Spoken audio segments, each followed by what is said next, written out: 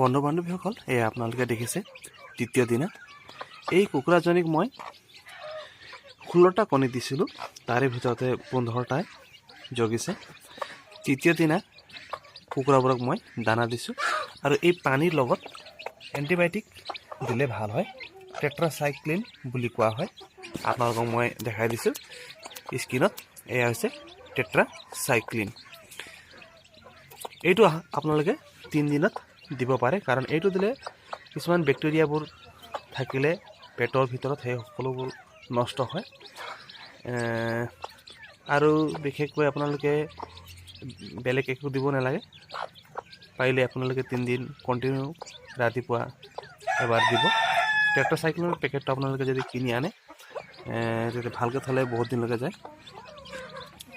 Expiry ডেটটো চাই আপোনালোকে থৈ দিব পাৰে। এই পোৱালিবোৰ দেখিছেনে কি ধুনীয়াকৈ? এইকেইটা আপোনাৰ 3 দিনৰ হৈছে বৰ্তমান। আৰু আপোনালোকক সাধাৰণতে লোকেল কুকুৰাবোৰত ইমান বেমাৰ আজাৰ নহয়। কিছুমান বেমাৰ থাকে যে পোৱালিত অলপ ঠাণ্ডা পালে সিহঁতি জুমি থাকে আৰু পায়খানা ঢিলা হয়।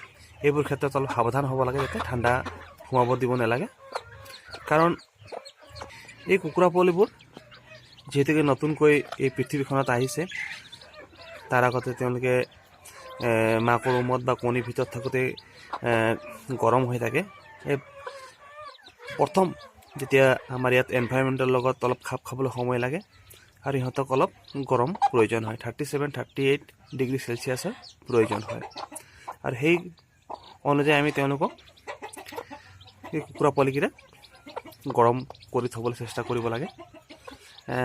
পৰাপক্ষত পোৱালিবোৰ মেল দিব নালাগে। মই দানা দিওঁতে অলপ মেল দিছোঁ, আকৌ ঢাকি থওঁ তলত বস্তা পাৰি। এনেধৰণে যদি আপোনালোকে 1 সপ্তাহমান যদি ঢাকি থয়, তেনেহ'লে পোৱালিবোৰ এটাও নমৰে, অলপ ডাঙৰ হ'ব। তাৰপিছত আপোনালোকে লাহে লাহেকৈ ঘাইজনীক বান্ধি থ'ব পাৰে আৰু পোৱালিবোৰক মেল দিব পাৰে। চাওক, এয়া 15টাৰ ভিতৰত 15টাই পোৱালি এতিয়া সুস্থ হৈ আছে। আৰু আপোনালোকে খোৱাৰ ক্ষেত্ৰত দানা আপোনালোকে হয়তো যদি কিনি দিম বুলি ভাবে, তেনেহ'লে আপোনালোকে কিনি আনিব পাৰে।